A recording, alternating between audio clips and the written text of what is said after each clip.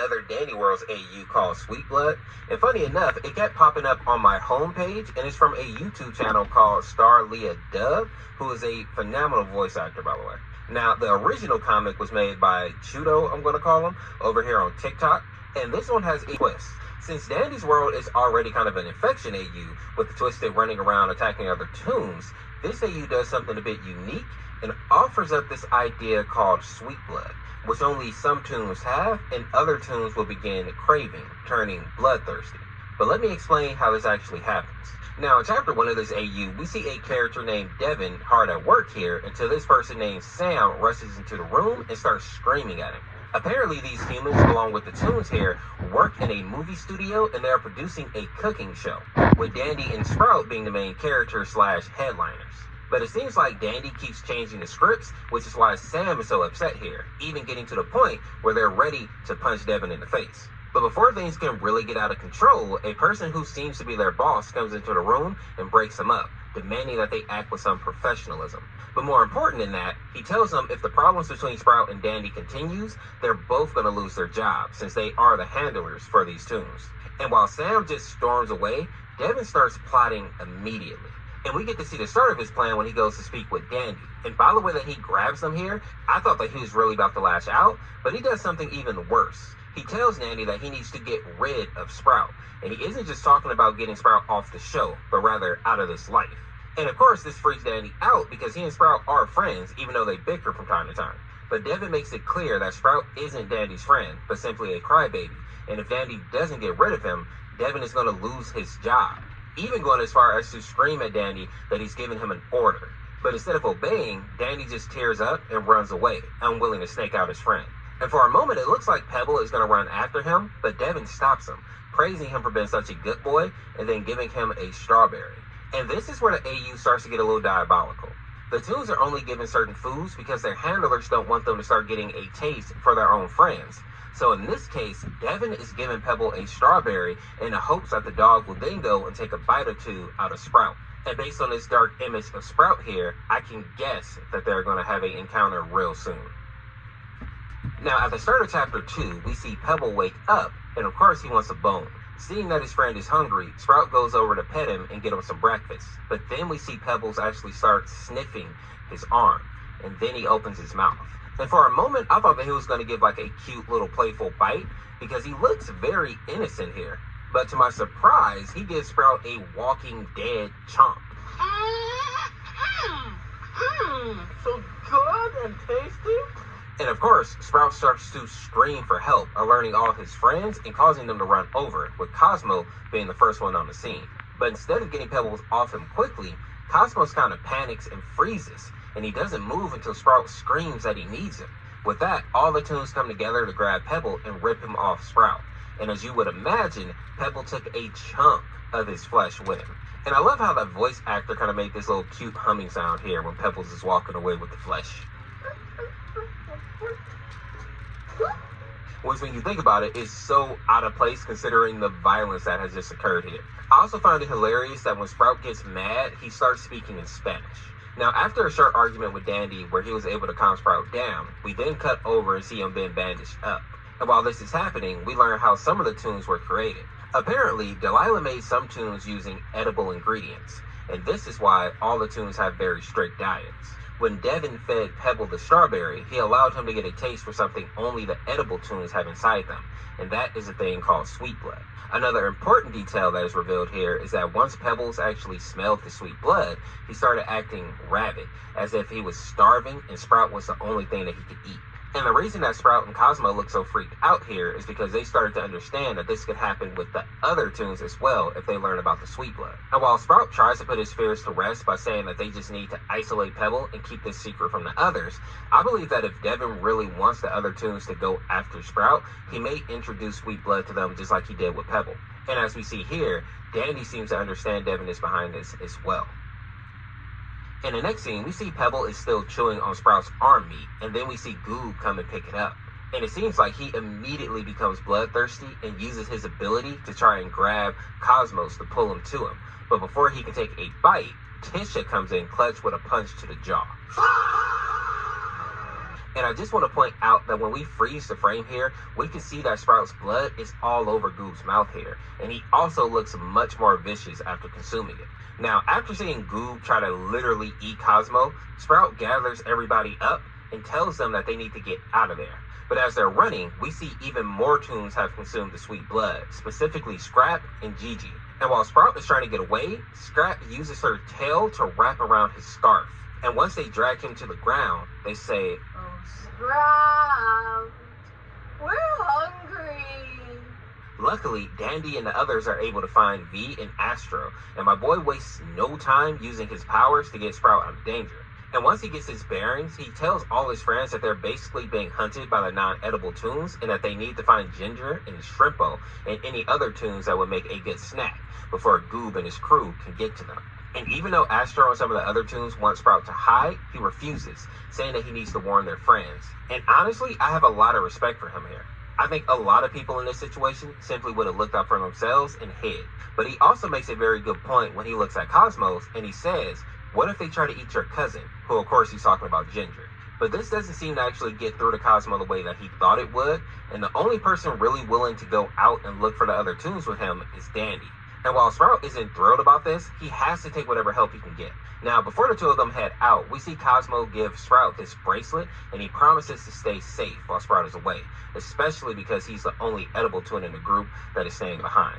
Now, surprisingly, Dandy and Sprout found not only Ginger and Shrimpo, but a few other Toons like Yada, Tegan, and even Louie. And then we get this cute scene of Ginger and Cosmo hugging, clearly happy to see that they are both still unharmed.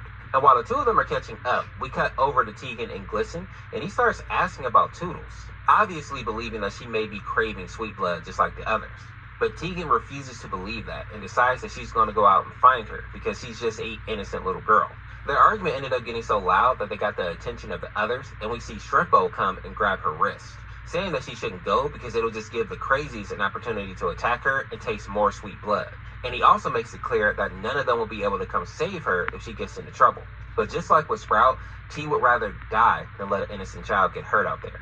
In the next scene, she actually finds Toodles, and just by looking at her eyes here, we know that she's infected with the bloodlust.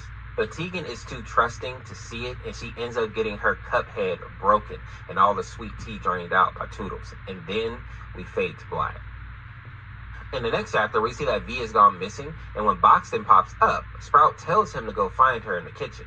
And when he gets there, we see V looking inside the fridge, which is odd because he doesn't need to eat. Things get weirder when Boxton calls out to her, and she seems to be ignoring him. But once we get a look at her face, we can see what she's thinking. She's saying, "Why are they all so hungry? I need to eat. But you can't. I'm the one who's..." But before she can finish her final thought, Boxton's voice finally gets through to her. And based on the interaction here, it seems like she may be malfunctioning, which is why she's in the fridge looking for food, even though Boxton points out she can't eat anything. And after that conversation, we see Louie pop up and tell Boxton that he should tell the others what's going on with V, and I don't blame him. But one thing that we'll learn as we go through this AU is that a lot of the Toons are not taking this seriously enough. The next scene takes place a couple hours later, around 4 in the morning, and we see that everybody is asleep except for Cosmo and Yada. And for some reason, Yada isn't taking the situation very seriously and decides to grab Cosmo and go play hide and seek. And the last thing that we see is Sprout watching them go, but he's so tired that he can't do anything except fall back to sleep. Later that morning, we see Louie wakes up Sprout in a panic, and he lets him know that Yada and Cosmo are gone. And even though a few of the Toons are afraid, most of them come together in order to go search for their friend, fearing that if they leave them out there for too long, they'll be eaten, just like Tegan was. And of course, as they are rushing out, we see that the camera is still following them and recording their every move. And Devin seems to be really enjoying the chaos that he started, saying, "2 birds, 1 shot.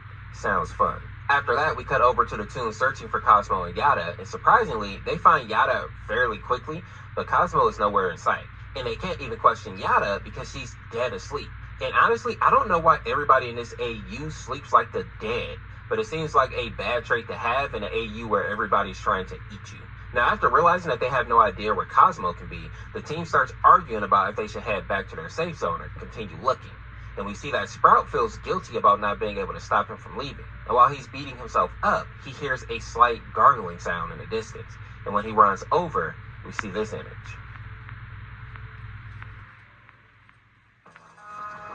While turkey bourbon. You know it's right. Cosmo has been almost completely devoured. And of course, Sprout and everyone else starts to freak out because at this point, I don't think nobody has actually really seen somebody get hurt in this AU. They know that Tegan never came back, but I don't think any of them actually saw what happened to her. So this is a very sobering reality check. And of course, Sprout is hit the hardest, hugging the remains of his friend and begging him to wake up, saying, "You can't be gone now. I need you. Open your eyes. Don't leave me hanging like this." We also see that in his anger, Sprout has said that he's going to take out any of the Toons responsible for taking out his friend. And while his anger is definitely justified, after seeing what the bloodthirsty Toons did to Cosmo, most of them do not want a head-on fight with these crazies. So the crew grabs Sprout and they drag him back to the base, kicking and screaming, with him saying that he would rather die than leave Cosmo behind. And as they're pulling him away, the last thing that we see is one of the crazies come and continue to feed on poor Cosmo. Put your thoughts in the comments real quick. Do you think they should have stayed with Cosmo, or at the very least tried to take him back to the base? Or do you think they made the right call by just leaving him behind to be basically eaten on? Now, once the team gets back to their base, it becomes clear that Sprout is the only one willing to accept how serious the situation is right now. V literally says that he's just overreacting, and Shrimpo calls him a pessimist, which just means that he's being overly negative. But in reality, Sprout is the only one showing any real emotion. That is until we see Ginger again. She notices that they were able to find Yada and they're hugging her over on the side here. And when she asks about Cosmo, they try to lie and say that he's fine, but Sprout doesn't let the lie blossom. He nips it in the bud and tells Ginger that Cosmo was eaten. And just by looking at her face here, we know that she is hit hard by this news. And the voice actor did a great job of bringing this next part to life. How many times do I have to tell you? He's dead. Stop making me repeat it because I saw it. I saw it, Ginger. Your cousin D-I-E-D. After that monologue, Ginger walks up and she slaps Sprout, basically blaming him for the death of Cosmo, even going as far to say that he pretty much did it to him himself. But Sprout doesn't stand for the slander, and he lets everyone know that it was Yada that actually dragged Cosmo away, and the fact that she isn't taking the situation seriously is the reason that they lost Cosmo. And Ginger responds by saying that she wants Yada to pay for what she did, preferably with her life. And I was really surprised to see that the other Toons are upset at Sprout for telling the truth, but he doesn't pay them any attention and is actually speaking to Cosmo, or I guess more accurately, a version of Cosmo that his broken mind has kind of come up with. And he vents about how Yada's actions were just straight up stupid, especially after seeing what happened to Tegan when she went out, driving home the point that this isn't a game. But Cosmo hits him with a little bit of truth as well when he says that it isn't all Yada's fault. Sprout could have gotten up and stopped them from leaving, but instead, he just went back to sleep. And as I said earlier, I obviously don't think that this is really Cosmo speaking right now. I think it's actually just Sprout's guilt. And as cute as this final scene is, in a way, once you remember that Sprout is kind of losing his mind, it takes a much sadder tone. Especially when Sprout's final words of this chapter is, "I wish I found you alive." In the next scene, we see that Devin is not happy with the fact that none of the crazy Toons have been able to get Sprout. But more importantly, it seems like he still expected Dandy to get rid of him, like he asked him to do in the beginning of this AU. But since that hasn't happened, Devin has moved over to plan B, which is to have V get rid of him. And we see that the reason that V was acting so weird earlier is because Devin has this remote that seems to be affecting her behavior. In this case, making her hungry. And then we see this image of Yada, where V identifies that Yada's body is not made of candy, but her insides are. And then we get this image of her completely hollowed out, with V kneeling in front of her. After that, we see this short animation.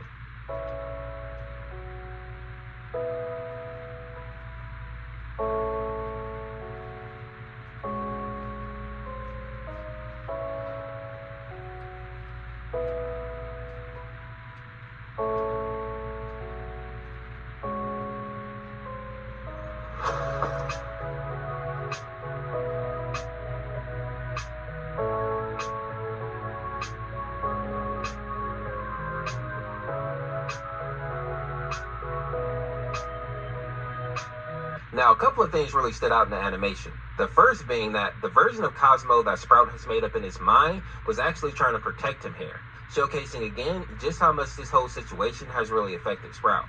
I also find it interesting that Astro didn't hesitate at all when it came time to put V down. He seems to be one of the few people outside of Sprout who's actually taking the situation seriously. In the final chapter, we see Sprout and Shelly are sleeping while Astro is keeping watch, and I love how he's using his powers to actually give them a happy dream. But over in the corner, we see that Dandy is still awake and looking very sad. But then someone calls his name and tells him to come to the other side of the room. As he's walking over, Astro sees him and decides to follow. And I like this small detail here that once Astro leaves, Sprout is no longer having a peaceful rest. You can kind of see it in his face here. Now, when Dandy gets to the other side of the room, the voice tells him to look up, and Dandy sees the camera pointed right at him. And of course, Devin reveals that he's been watching Dandy and all the other toons the whole time.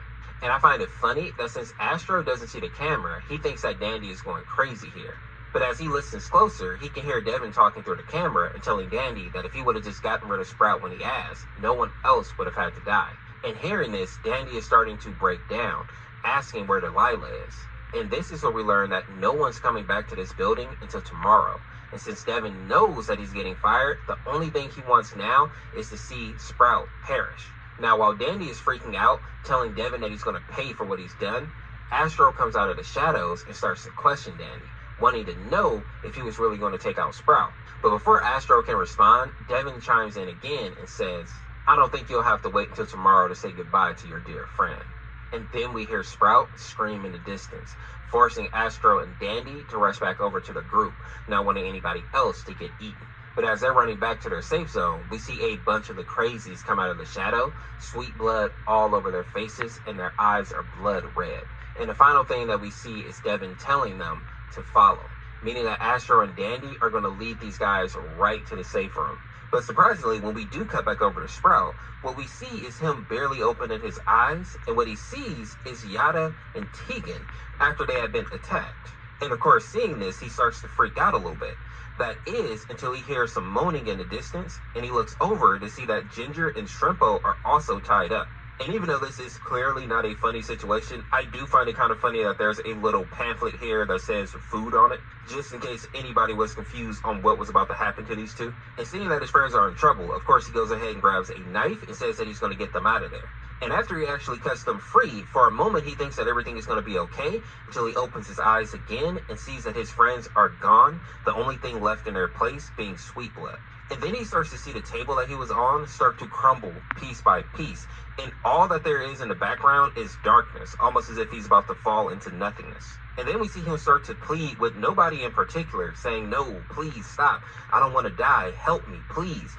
But there's nobody here. He does end up managing to grab onto the side of the table here and pull himself up, but what he sees is this red eye, and then he starts to scream again. Once we can get a closer look at it, we see that those red eyes actually belong to Pebble. And if all this wasn't bad enough, the dog has Cosmo in his mouth, and we see his friend tell him, "Sprout, it hurts." And I'm sure most of you have probably figured it out by now, but this is all just like a dream that Sprout is having. All this is going on in his mind, and I think it's just supposed to reconfirm that he's slowly going crazy after everything that has happened. But Sprout doesn't realize that none of this is real, so of course he balls his fist and starts walking over to Pebble, and then he grabs the little dog and starts to squeeze, saying that you're disgusting and you're going to pay for this. And as he's squeezing the life out of the little guy, you can tell by his face here that he is definitely gone over the edge. And then we hear somebody scream in the distance, and this is where I figured out that Dandy and Astro didn't actually hear Sprout screaming, but somebody else. And it seems like that scream was able to wake Sprout up from his little rampage, and what he's actually choking, or I guess who he's actually choking, is Block. And then we cut back over to the rest of the toons, and they all look horrified, probably thinking that Sprout has lost his mind, just like some of the bloodthirsty toons outside. And that fear only grows once they realize that Blot is the person that he just choked out. Unfortunately, that is the final chapter of this AU so far, but I'm pretty sure that the creator is going to finish it at some point. I'm really curious to see what they're going to do with Sprout, especially considering that he has definitely lost his mind a little bit, and maybe, like, he can't be trusted to be around these other toons. We don't know if he actually took Blot's life or not, but at the very least, he hurt him really bad. I'm also really curious to see what Astro and Dandy are going to do when they get back to the group. Because as of right now, Astro has been pretty quick to put people down if he sees that they've, like, been corrupted or just bad toons in general. So I wonder how he's going to respond to Sprout. But with that being said, let me know what you guys think about this AU down below. If you enjoyed this video, check out this video on the screen here, and make